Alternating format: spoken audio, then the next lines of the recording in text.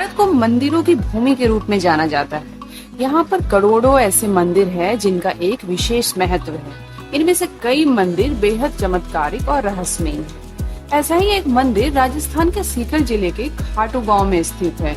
आज हम जिस मंदिर की बात कर रहे हैं वो मंदिर कलयुग के भगवान हारे का सहारा बाबा खाटू श्याम का है। बाबा खाटू श्याम के मंदिर की कई ऐसी रहस्यमयी बातें हैं जिन्हें शायद ही आप लोग जानते होंगे। तो आइए बाबा खाटू श्याम के मंदिर से जुड़ी कुछ रहस्यमयी बातों के बारे में हम अब जानते हैं।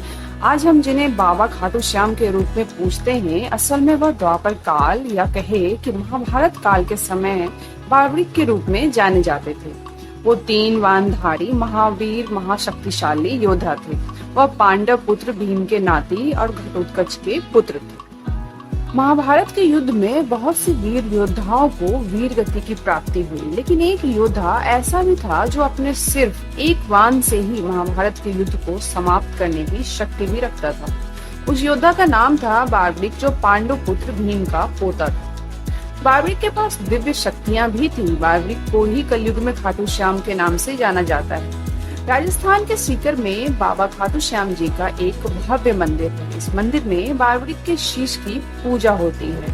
महाभारत के युद्ध में बावड़िक का युद्ध न लड़ने पर भी बहुत बड़ा योगदान माना जाता है। पौराणिक कथाओं के मुताबिक बावड़िक के पास 3 ऐसे बाण थे जिसे युद्ध को सिर्फ क्षण भर में ही समाप्त किया जा सकता था। बावड़िक को वरदान प्राप्त था कि वह सिर्फ 3 बाणों से 3 लोग जीत सकते हैं। युद्ध पर निकलते हुए उन्होंने अपनी मां से कहा कि युद्ध में जो पक्ष हार रहा होगा मैं उसकी तरफ से युद्ध करूंगा।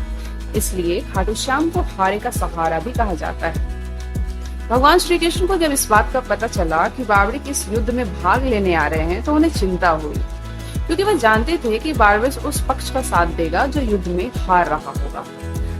तभी श्री कृष्ण ने अपनी कूटनीति से बावड़िक से शीश दान में मांग लिया और बावड़िक ने तलवार निकालकर श्री कृष्ण को अपना सिर अर्पण भी कर दिया था। बावड़िक के इस बलिदान को देखकर श्री कृष्ण ने बावड़िक को कलयुग में स्वयं के नाम से पूजे जाने का वरदान दिया। भगवान श्री कृष्ण को अपना शीश दान करने के बाद पूरा युद्ध देखने की इच्छा भी जताई।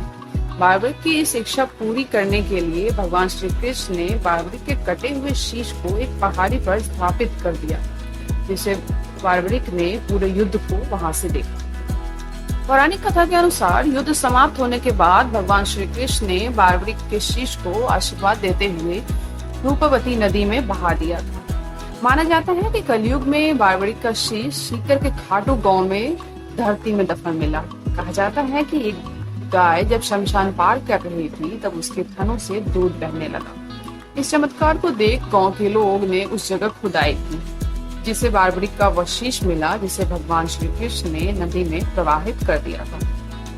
मान्यता ऐसी भी है कि महाभारत युद्ध के दौरान भगवान श्री कृष्ण ने बावड़िक से शीश दान में मांगा था। बावड़िक ने बिना कुछ सोचे समझे उन्हें अपना शीश खुशी खुशी दान में दे दिया था, जिसके बाद श्री कृष्ण ने प्रसन्न होकर बावड़िक को वरदान दिया था कि कलयुग में तुम मेरे नाम से पूजे जाओगे और जो भक्त हारा हुआ होगा उसका तुम सहारा बनोगे। इतना ही नहीं, श्री कृष्ण ने उन्हें यह भी वरदान दिया था कि अगर कोई भक्त मेरे दरबार में खाली लौटकर तुम्हारे दरबार माथा टेकने जाएगा तो उसकी हर मनोकामना पूरी हो जाएगी।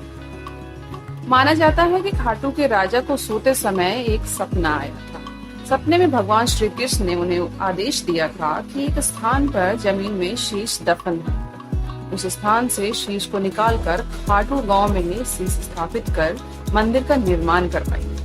जिसके बाद खाटू के राजा ने उस स्थान की खुदाई करने का आदेश दिया और वहां जमीन में एक शीश निकला भी। शीश के निकलने के बाद राजा ने उस शीश को विधि विधान के साथ खाटू में ही एक स्थान पर स्थापित कर मंदिर का निर्माण करवाया। आज उस मंदिर को हम बाबा खाटू श्याम के मंदिर के रूप में जानते हैं। वर्तमान में हर रोज उस मंदिर में लाखों भक्त पहुंचते हैं और अपनी मुरादें पूरी करने के लिए बाबा से मिन्नतें करते हैं। ऐसी और भी खबरों के लिए बने रहे हमारे YouTube चैनल पर और देखते रहिए मिथिक टाइम्स।